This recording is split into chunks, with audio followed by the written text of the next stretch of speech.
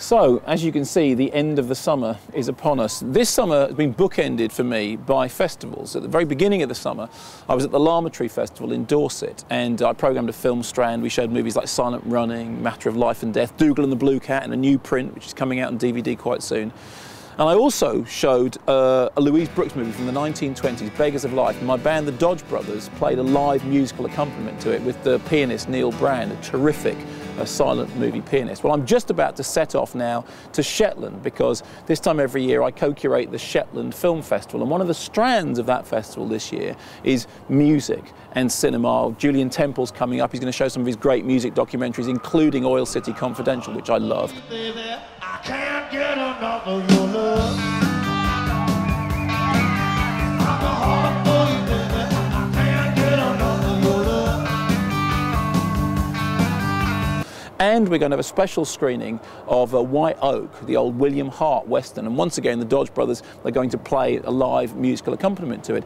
And it's interesting that as I've been playing these live accompaniments to silent films, I've become more and more interested in silent cinema. There's an awful lot happening in silent cinema at the moment. You may have heard recently that there was discovery of an old reel of Chaplin footage which hadn't been seen before. Meanwhile, there's a great interest in silent scores. I've been talking to Neil about this, and Neil is pretty much the preeminent cinema pianist in the country. He toured the country with Paul Merton. He's a great Chaplin expert. He's put together a great score for Hitchcock's Blackmail, which he's going to be performing in the fairly near future at the Barbican.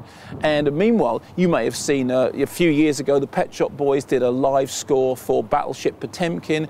I've been talking recently to some people about doing some live performances of Ken Russell's movies, like for some of the scenes from The Devils, with live performances of Peter Maxwell Davis's score. And the more I've done it, the more entranced I've become by it, the more I've really started to believe that that magical mix of images and music is at the very heart of cinema, that melodrama, the idea of drama and music together. And it's amazing how you can sit in a darkened room with people of all ages, young children, older people, watching a film that basically has no sound dialogue, but seeing them completely swept up in the emotions because of what's happening on screen and because of the sound of the music. So what I'd like to know from you is, what silent movies have you seen with live accompaniments? Because one of the interesting things about silent movies were never silent. They were always played to musical accompaniment. So which ones have you seen? Which ones have moved you? Which ones have really opened your eyes to the wonders of silent movies? And equally, which ones have you seen that you haven't liked? I mean, have you gone along and seen a film with a live score and thought, yeah, well, it's great, but you know what? It's not Inception. Anyway, let me know here on the blog. In the meantime,